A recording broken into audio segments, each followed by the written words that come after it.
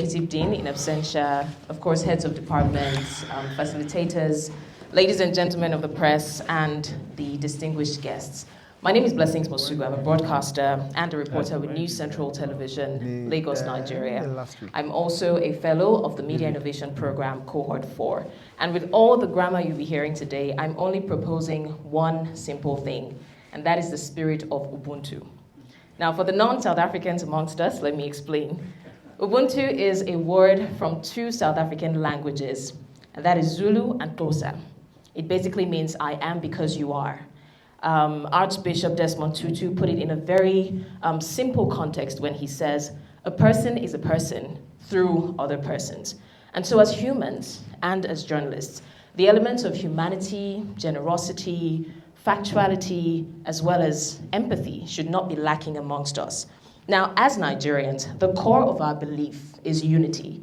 And that's why it's the first word in our coat of arms, our national motto, unity and faith, peace and progress.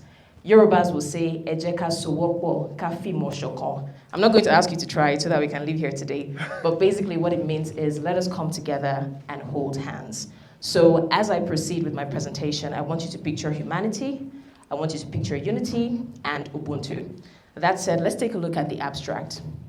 Today I'll be talking about the other side of the story, journalism, justice, and joint prosperity. Or better still, journalism, justice for joint prosperity.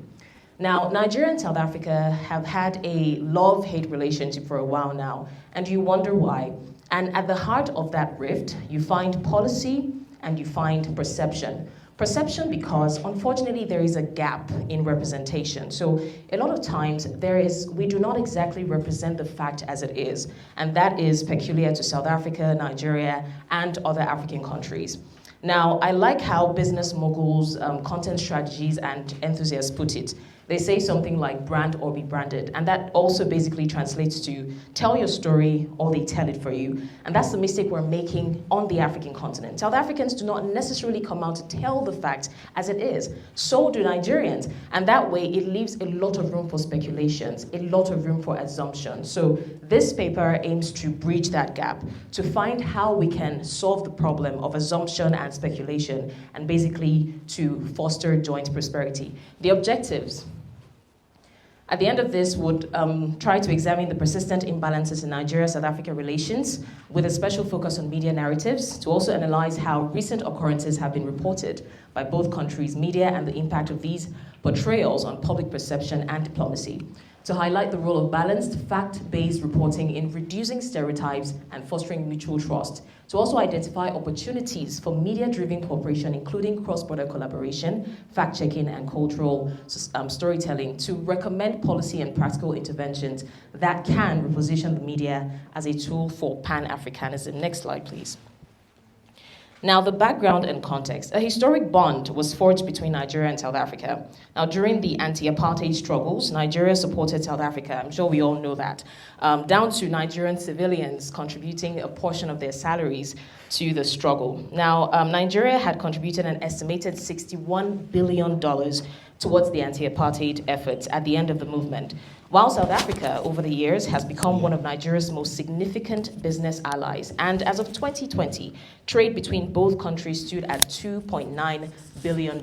I'll tell you why these numbers are important as we proceed. Let's go, please. So the problem statement here, number one, narrative. Misrepresentation and evasion of the facts. For example, I just mentioned $2.9 billion. How many times does the media really mention that? We don't. Instead, we focus on xenophobia, which I'll come to. And we also have misrepresentation of a lot of other things. For example, a Nigerian does something and we blow it out of proportion and say Nigerians are like this. A South African does something, we blow it out of proportion and generalize it. Number two is historic solidarity being overlooked. I also mentioned that Nigeria did support South Africa with a total of 61 trillion US dollars, billion, I beg your pardon. Nobody talks about that. We instead focus on the little things that happen and we try to escalate it. Number three, media amplifying stereotypes rather than correcting them. I'm sure that's self-explanatory, and at some point, one of us has fallen victim of this. Now, number four is public opinion being shaped by this media narratives that I talked about. Because again, there's a gap in communication. So the public does not necessarily understand what's happening. It's what the media feeds them with that they run with. And unfortunately, the media doesn't do so well in challenging the narratives out there. We heard earlier from one of our presenters, spectacle diplomacy. That's according to Professor Ed Meyer. Now, this matters because if we don't bridge the gap, it will be more difficult to attain the unity that we so seek. And as a fellow of the Media Innovation Program by MTN in partnership with the SMC, I've been privileged to observe firsthand how media and technology partnerships can bridge the divide. Next slide, please. The case study, as much as it pains me to overflog this matter, this is an example that we can all relate to. Xenophobia, recurring outbreaks, 2008, 2015, 2019, 2022. Migrants were seen as scapegoats, and there was skewed reporting. Media on both sides failed to carry out balanced reporting, leaving room for assumption and speculations, as I mentioned earlier. The impact of perception. So if you're leaving room for assumption and speculations, there's definitely going to be perception by the public. So public perception was shaped by sensational headlines and not balanced fact. And of course, other recent cases that we all know, Chidinma Adetshina and the e-hailing war, which we'll go to if we have enough time. Next slide, please. Now let's look at collaborations.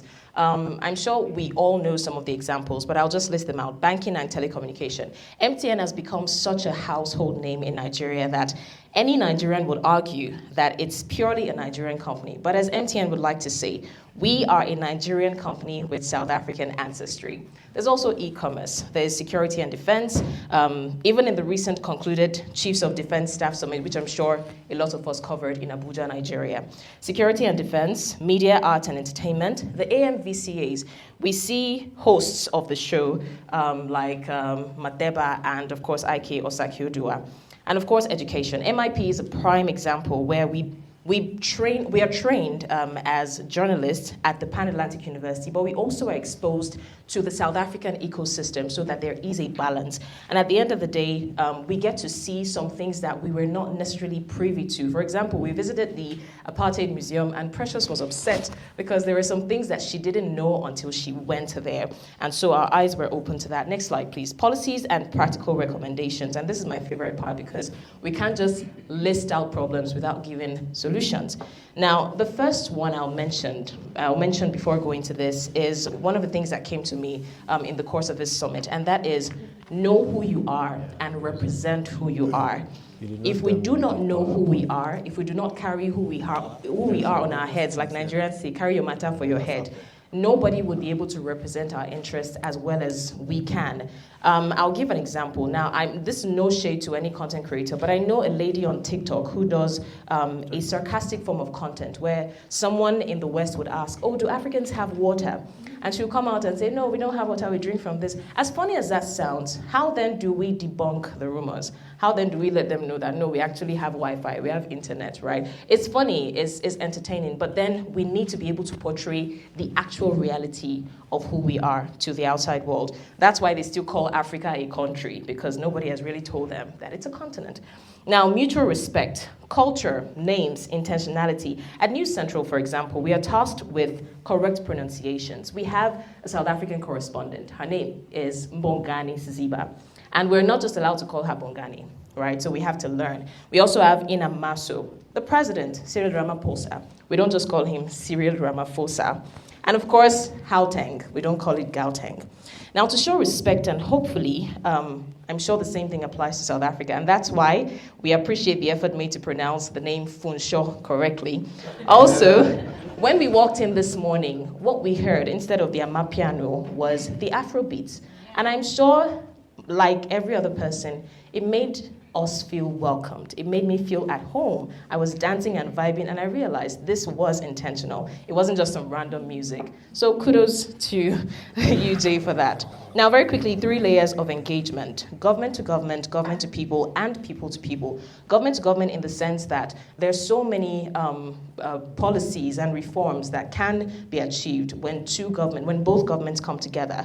For example, bilateral national commission should be brought back as soon as possible. There's also government to people. When the e-hailing drama happened, I feel like there was a lot of gap because the governments did not come out to say, oh, this is not a representation of South Africa or of Nigeria. And so we were led to give out a lot of speculations. Oh, Nigerians are looking for trouble. Oh, South Africans are looking for trouble. And then there's also people to people.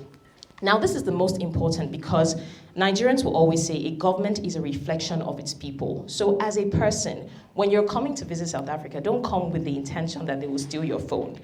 Every country has its own challenges. So if you come with a defensive mindset, you realize that you're not welcoming of South Africans. We need to be open-minded. We need to be able to embrace their culture, their way of life. And the same thing applies to South Africa and the rest of the African continent.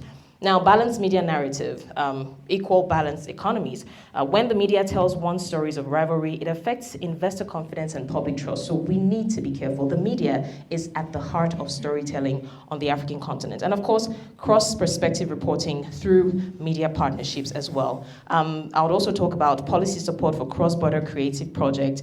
For example, the MIP, cross-border creative project, and that's a very creative project because you go back with a new mindset, with an open mind to also tell the story of what you have seen and what you have experienced. So be ambassadors for peace, just the way people come to me, for example, since I joined the MTN Media Innovation Program, asking why there's data disruptions. They should be able to come to you as the source of factual news and you'll be able to give it to them.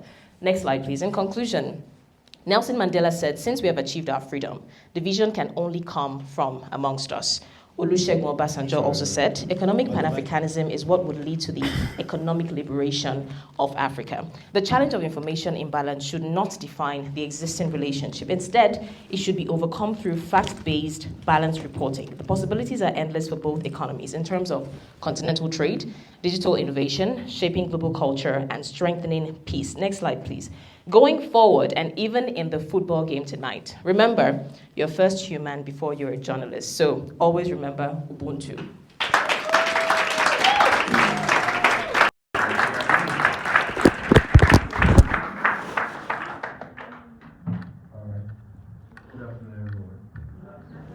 Good afternoon, everyone. Good afternoon. All right. So my presentation is, please, I would like you to no,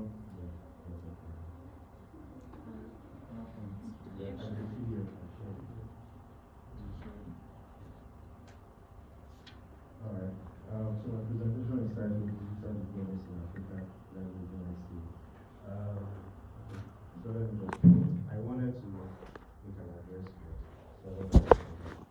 So when I'm going to the pictures are useful for my demonstration, but I think I will have it.